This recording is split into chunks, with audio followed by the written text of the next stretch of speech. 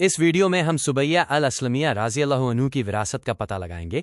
एक ऐसी कहानी जिसमें एक विधवा की इद्दत या प्रतीक्षा अवधि, इस्लामी न्यायशास्त्र और मदीना की एक महान विदुषी शामिल है।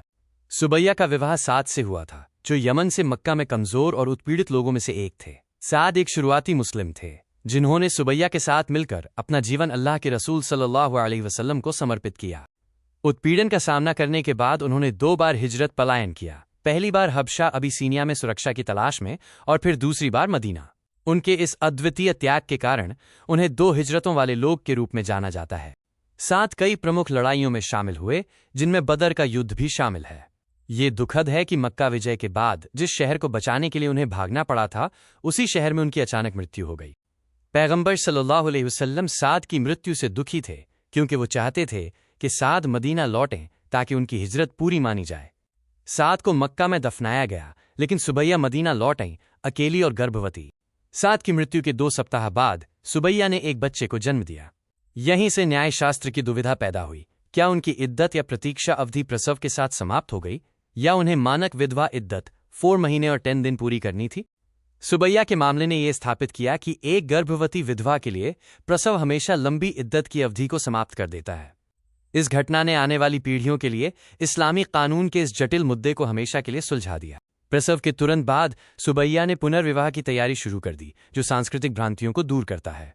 इस्लाम में त्वरित पुनर्विवाह को मृत जीवन साथी के प्रति प्रेम या भक्ति की कमी नहीं माना जाता है। सुबैया ने एक युवा प्रस्तावक के प्रस्ताव को स्वीकार करने की योजना बनाई।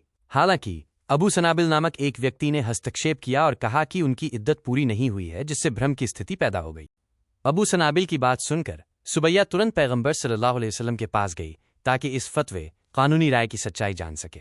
पैगंबर सल्लल्लाहु अलैहि वसल्लम का ऐतिहासिक फैसला था कि उनकी इद्दत बच्चे को जन्म देते ही समाप्त हो गई और वो पुनर्विवाह के लिए स्वतंत्र थीं। पैगंबर सल्लल्लाहु अलैहि वसल्लम के स्पष्टीकरण के बावजूद सुबैया ने एक अप्रत्याशित विकल्प चुना। उन्होंने अंततः अबू सनाबिल से ही विवाह किया, जिन्होंने पहले उनकी इद्दत पूरी होने पर संदेह जताया था।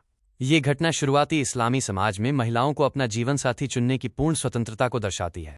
सुबैया ने पैगंबर सल्लल्लाहु अलैहि वसल्लम से एक महत्वपूर्ण हदीस भी बयान की, जिसमें उन्होंने मदीना में मरने वालों के लिए शफायत सिफारिश करने का वादा किया था।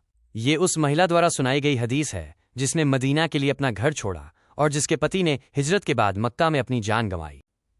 सुबैया को मदीना की महान विदुषी के रूप में जाना जाता है।